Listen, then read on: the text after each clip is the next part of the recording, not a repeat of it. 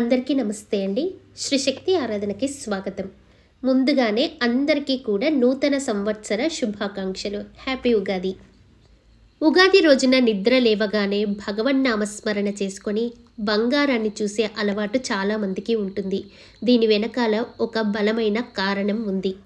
ఇలా బంగారం చూడటాన్ని మంగళ దర్శనం అంటారు. బంగారము సాక్షాత్తు లక్ష్మీదేవికి ప్రతిరూపము. క్రొత్త సంవత్సరం మొదటి రోజున లక్ష్మీప్రదమైన వస్తువుల్ని చూడటం వలన ఆ సంవత్సరం అంతా ధనధాన్యాలకు లోటు ఉండదని, ఐశ్వర్యం సిద్ధిస్తుందని నమ్మకము. అంటే ఏడాది మొదటి రోజే ఇంత విలువైన వస్తువులను చూశాను కాబట్టి నా జీవితం కూడా ఇలానే ప్రకాశిస్తుందని ఒక ఆత్మవిశ్వాసం కలుగుతుంది. అందుకని ఉగాది రోజున అద్దము, పువ్వులు, పండ్లు, బంగారము, నగలు ఇవన్నీ కలిపి ఒకే చోట చూడటం వలన కని దర్శనము అంటారు. దాని తర్వాత చక్కగా ఇల్లంతా శుభ్రపరచుకొని మంగళ స్నానాలు అంటే అభ్యంగ స్నానం చేసి కొత్త వస్త్రాలు ధరించాలి. మీ శక్తి కొలది మనం ఎంత కాస్ట్లీ బట్టలు కొన్నామనేది ఇక్కడ ఇంపార్టెంట్ కాదండి. ఆ రోజు మాత్రం ఖచ్చితంగా ఫ్యామిలీ అందరికీ కొత్త వస్త్రాలు ఉండేటట్టు చూసుకోండి.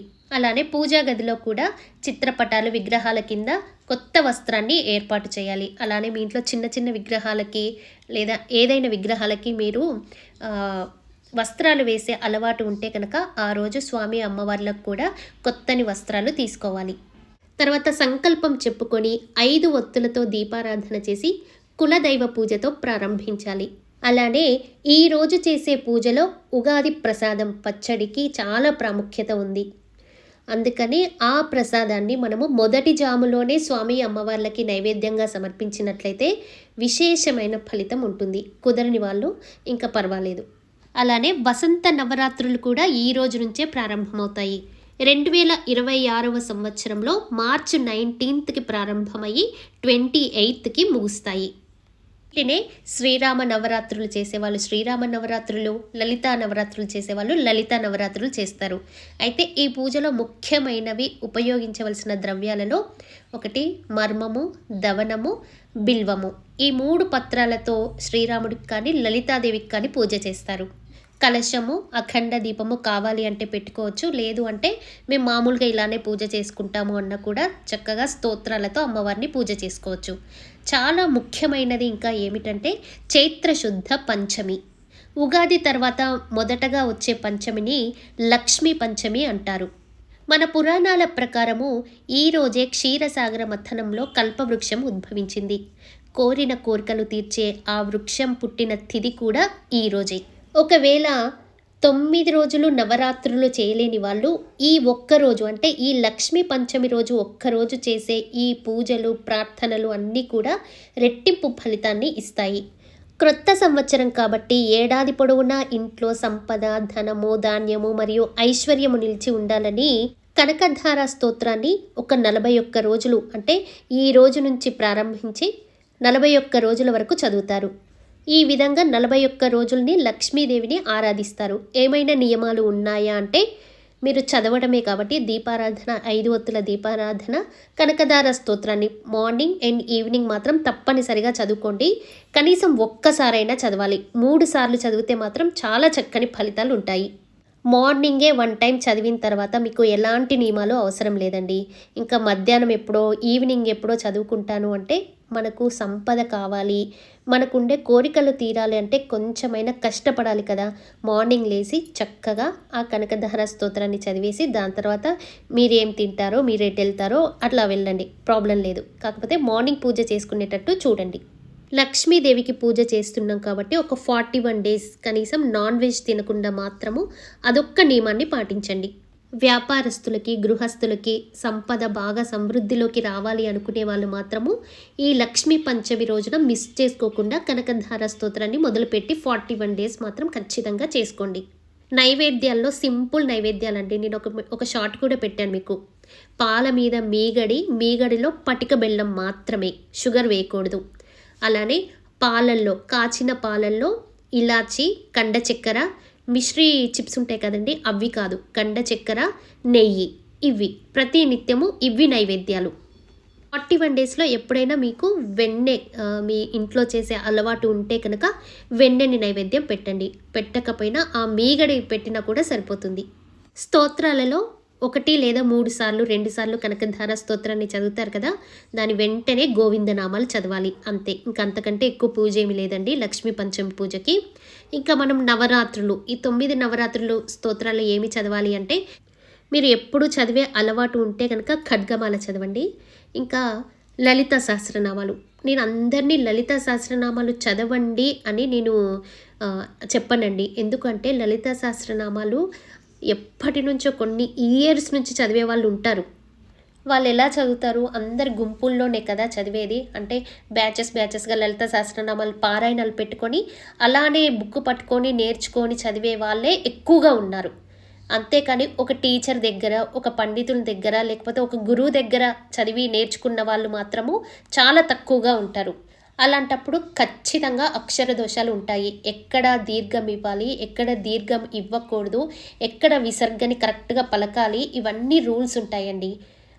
అలా చదివి నాకు కలిసి రావట్లేదు, నేను ఎన్నో ఇయర్స్ నుంచి చేస్తున్నాను, ఇలా చదువుతున్నాను అని అంటే, మీరు తప్పులు చదివితే ఆ అమ్మవారికి అయినా, మీరు ఉన్నది లేనిది వర్ణిస్తూ ఉంటే ఆ అమ్మవారికి అయినా చికాకు అనిపిస్తుంది కదా.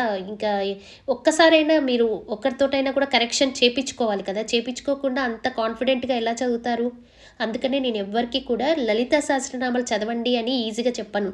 కామెంట్స్లో ఎవరో అడిగారు, నాకు ఎన్నో ప్రాబ్లమ్స్ ఉన్నాయండి, నేను ఏం చేయాలి అంటే, వేరే వాళ్ళు వచ్చి టక్కున ఏం మెసేజ్ పెట్టారంటే, మీరు లలితను చదువుకోండి అని పెట్టారు. అంత ఈజీ కాదండి లలిత సహస్రనామాలు చదవాలి అంటే. నేను ఒక వీడియో చేస్తాను, అంటే నాకు బాగా వచ్చని కాదు, నేను కూడా ఒక 3 to 5 ఇయర్స్ ఆపేశానండి. నాకు ఈ విషయం తెలిసిన తర్వాత నేను ఎంతో గర్వంగా ఫీల్ అయ్యేదాన్ని. నేను చాలా మంచి ట్యూన్తో చదువుతాను, బాగా చదువుతాను, గట్టిగా చదువుతానని. కానీ ఒక దగ్గర కరెక్షన్ చేస్తే ఇంకంతే, ఆ రోజు బుక్ మూసింది. నేను మళ్ళీ ఒక 5 ఇయర్స్ వరకు తీయలేదు. నేను ఎప్పుడైతే భగవద్గీత నేర్చుకున్నానో అప్పుడు దాంట్లో ఎన్ని మిస్టేక్స్ పోతుంటే ఇంకా లలితలో ఎలా చదువుతున్నాను అని అప్పుడు రియలైజ్ అయ్యాను. దాని తర్వాత ఒక లింక్ వస్తే అక్కడ లలిత శాస్త్రంలో కరెక్షన్ చేయించుకున్నాను. అప్పుడు తెలిసాయి నా మిస్టేక్స్ అని. నేర్చుకున్నా కానీ అంత కాన్ఫిడెంట్గా చదవలేదండి. కొన్ని రోజులు, చాలా రోజులు ఆపేశాను అసలు లలిత సహస్రనామం చదవటము. తర్వాత మళ్ళీ కాన్ఫిడెంట్గా నేను నేర్చుకున్నానని ఒక టీచర్ తోటి కాదు. చాలామంది అంటారు, ఎవరినైనా ఒక్కరిని ఫాలో కా సౌజన్య, ఎవరైనా ఒక్క టీచర్తో చెప్పించుకుంటే చాలు కదా అంటారు. ఒక టీచర్ ఒక యాంగిల్లో ఒక అక్షరాన్ని చూస్తారు, ఒక అక్షరాన్ని చూడకపోవచ్చు, తను వినకపోవచ్చు. అందుకని ఒక 4-5 టీచర్స్ తోటి నేను కరెక్షన్ చేయించుకొని అందరి దగ్గర, సౌజన్య నువ్వు బాగా చదివావు, కరెక్ట్గా చదివావు అన్న వరకు నేను మళ్ళీ చదవలేదు. పర్వాలేదు, నేను ఓకే చదవగలుగుతున్నాను, హ్యాపీ. బట్ నేను ఎప్పుడైనా ఒక వీడియో చేస్తానండి. ఎందుకంటే మన ఛానల్ పేరే శ్రీ శక్తి ఆరాధన. ఆ ఛానల్ పేరు పెట్టుకొని శక్తిదేవికి పూజ చేయాలి అంటే లలిత సహస్రనామాలు మనందరికీ ఖచ్చితంగా కరెక్ట్గా ప్రొనౌన్సియేషన్ రావాలి చదవటం. అందుకే ఒక వీడియోలో నేను మామూలుగా నేనేం చేసేదాన్ని మిస్టేక్స్ ఇన్ని రోజులు, ప్రతి ఒక్క శ్లోకంలో అందరూ సామాన్యంగా ఏ మిస్టేక్స్ చేస్తారు, దాన్ని ఎలా సరిదిద్దుకోవాలి, నాకు తెలిసినవి కొన్ని టిప్స్ మీకు దాంట్లో చెప్తాను. అలానే కంప్లీట్గా లలితా సహస్రనామము ఒక వీడియో చేసి పెట్టాలి అంటే పూజా విధానంతో సహా అని అనుకున్నాను. మీలో ఎవరికైనా ఇంట్రెస్ట్ ఉంటేనే, అది లేదండి మాకు ఇవన్నీ ఎప్పుడు చూసేవే, అన్ని వీడియోస్లో చూసేవి అంటే నేను ఇంకేం పెట్టను. కాకపోతే నాకు ఇంట్రెస్ట్ ఛానల్లో ఒక్కటే ఆ వీడియో పెట్టుకుందాము అని, అది మీ ఇష్ట ప్రకారం అయితేనే. మీరందరూ ఉగాది పచ్చడిని ఎలా తయారు చేస్తారో తెలియదు, కానీ నేనైతే కొత్త చింతపండులో రాళ్ళ ఉప్పు, కారానికి బదులుగా మిరియాల పొడి, తీపికి బెల్లము, చేదుకి వేప పువ్వు, పులుపుకి మామిడి ముక్కలు. చాలామంది కొత్త కుండకి చక్కగా వేపాకులు ఇంకా పసుపు కొమ్ముని కట్టేసి చక్కగా ఈ పచ్చడిని తయారు చేస్తారండి. నేను డెమో వీడియో కాబట్టి మీకు ఇలా చూపించాను. ఎప్పటి నుంచో ప్రసాదం చేసే పద్ధతి నేనైతే ఇలా చేసుకుంటాను. కానీ మనందరికీ గురువుగారైన షణ్ముఖ శర్మ గారు గురువుగారు ఏం చెప్పారు అంటే, ఉగాది ప్రసాదంలో బెల్లము, వేప పువ్వు, ఇంకా మనము పటిక బెల్లం వాడతాము, బెల్లానికి బదులు పటిక బెల్లం చెప్పారు.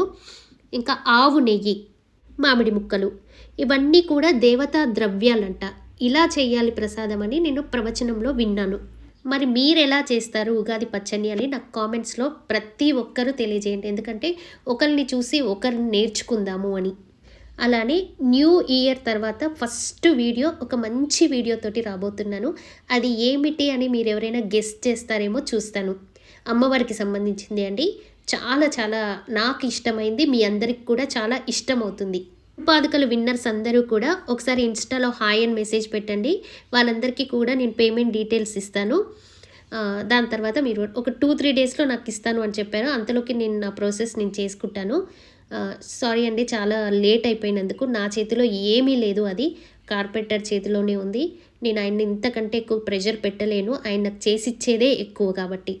సరేనా? శ్రీమాత్రే నమః. స్వస్తి.